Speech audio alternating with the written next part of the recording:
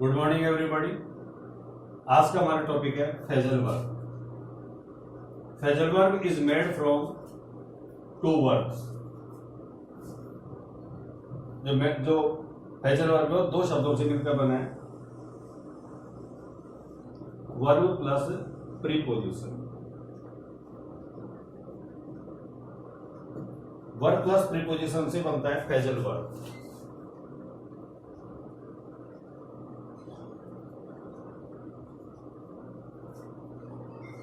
जो phrasal verb है वो एकेडमिक स्टूडेंट्स और साथ में जो कॉम्पिटिटिव एग्जाम की तैयारी कर रहे हैं उन सभी के लिए बहुत ही उपयोगी है, और ये बच्चों के लिए बहुत ही चैलेंज है कि हाउ टू लर्न देम, कैसे इनको याद किया जाए। उसी के बारे में हम यहाँ पे थोड़ा डिस्कस करेंगे। तो फ्रेजल वर्ब, तो यहाँ पर हम कुछ फ्रेजल वर्ब लिखेंगे और उनका मीनिंग्स देखेंगे।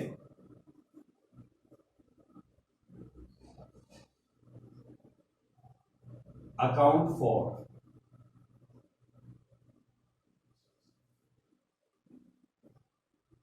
Ask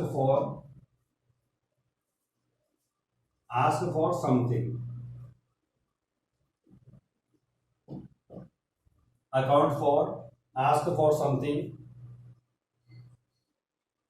ask after, ask after, ask in, ask in, add up,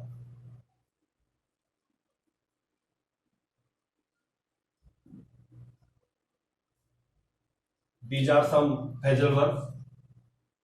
और अभी इनके हिंदी अब देखते हैं। तो अकाउंट फॉर,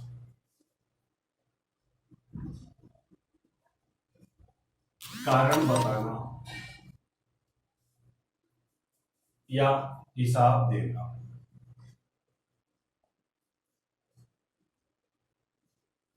अकाउंट फॉर के टू मीनिंग्स है, कारण बताना और हिसाब देना।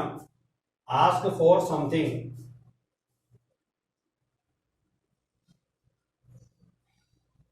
किसी चीज की मांग करना, किसी चीज की मांग करना। Ask for something, ask after, किसी के बारे में समाचार पूछना, किसी के बारे में समाचार पूछना। आस्क इन, अंदर बुलाना। एड अप, योग करना।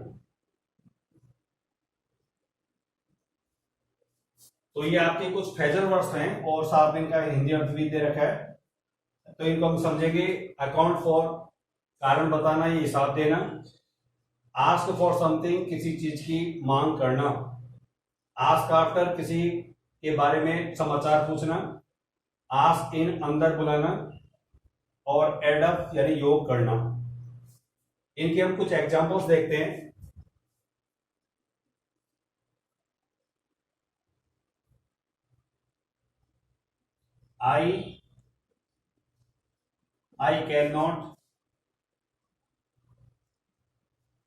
I cannot account for you at this time.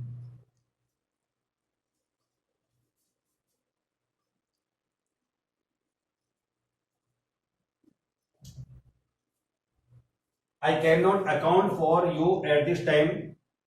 Account for यानी हिसाब देना, कि मैं आपको इस समय हिसाब नहीं दे सकता। तो अकाउंट फॉर का यूज करेंगे। आस्क फॉर समथिंग, किसी चीज की मांग करना।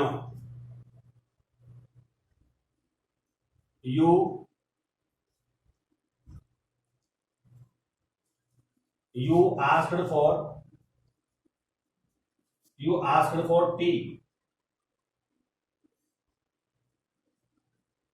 yesterday.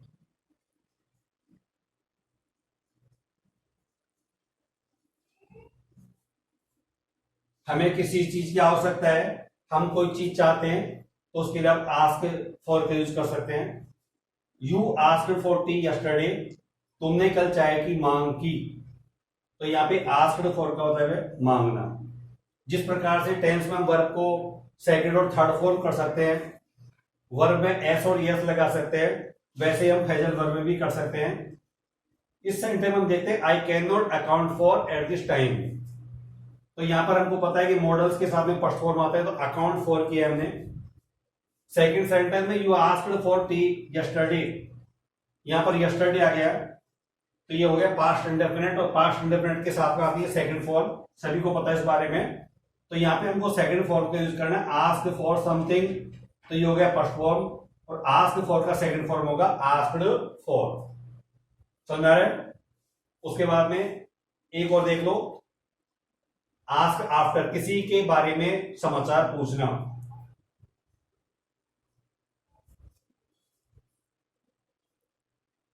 We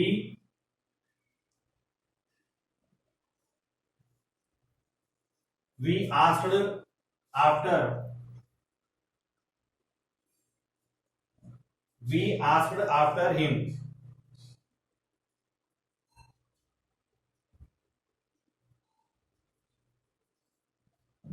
we asked after him, हमने उसके समाचार पूछे। तो these are the examples of phrasal verb with Hindi meaning. इसके बाद में हम और कुछ फ्रेजल वर्ब्स देखेंगे।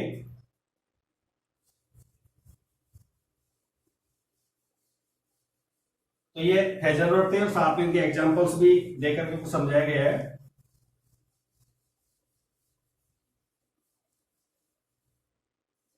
नेक्स्ट है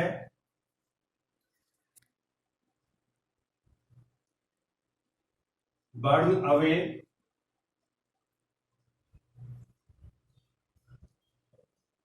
burn out, burn away, burn out, bail out, bail out, breakup, breakup, bring up,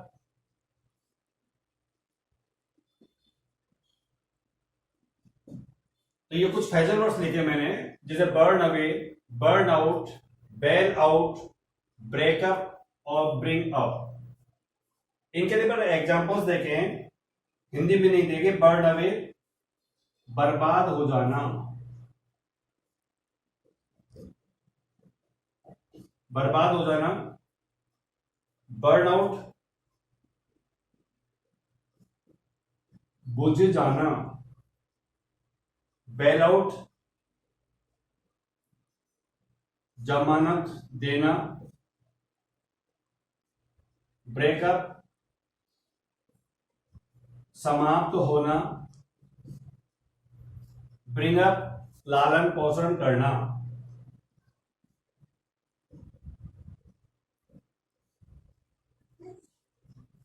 तो यहां पर हम देखते हैं कि बर्न अवे का हिंदी अर्थ है बर्बाद हो जाना, बर्न आउट बुझ जाना, बेल आउट जमानत देना, ब्रेकअप समाप्त होना, ब्रिंग अप लालन पोषण करना। तो ये फ्रेजल वर्ब थे, साथ में इसका हिंदी अर्थ दे रखा है, समझा रखा है। अब इसके हम एग्जांपल्स देखते हैं।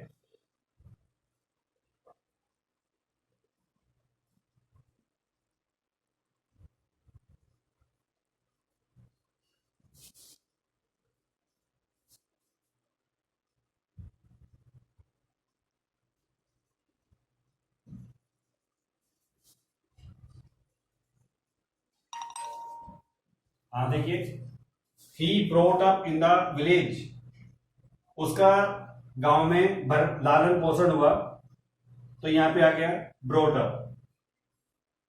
अब जो ये ब्रोट अप ये पास्ट टेंस है, तो यहां पे हमने जो ब्रिंग अप है उसका सेकंड फॉर्म कर दिया ब्रोट अप। तो he brought up in the village, उसका लालन पोषण गांव में हुआ।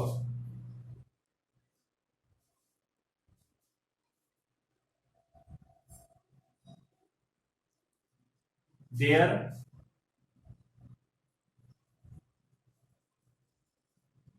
their relation broke up.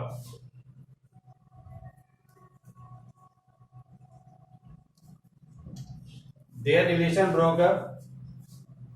उनका जो संबंध है वो टूट गया, उनका संबंध है जो समाप्त हो गया. तो he brought up in the village, उसका जन्म, उसका जो लालन पोषण है गांव में हुआ. देयर रिलेशन ब्रोक अप, उनका संबंध टूट गया या उनका संबंध समाप्त हो गया. तो ये कुछ एग्जांपल्स हैं.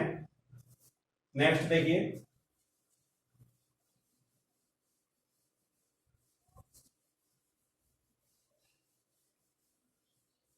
उम्मीद करते हैं कि आपको ये वीडियो पसंद आ रहा होगा और आप इसका लाभ उठाएंगे. नेक्स्ट है call in. Call of,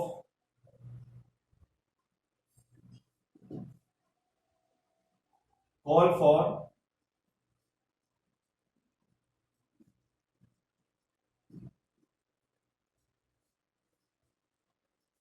call out,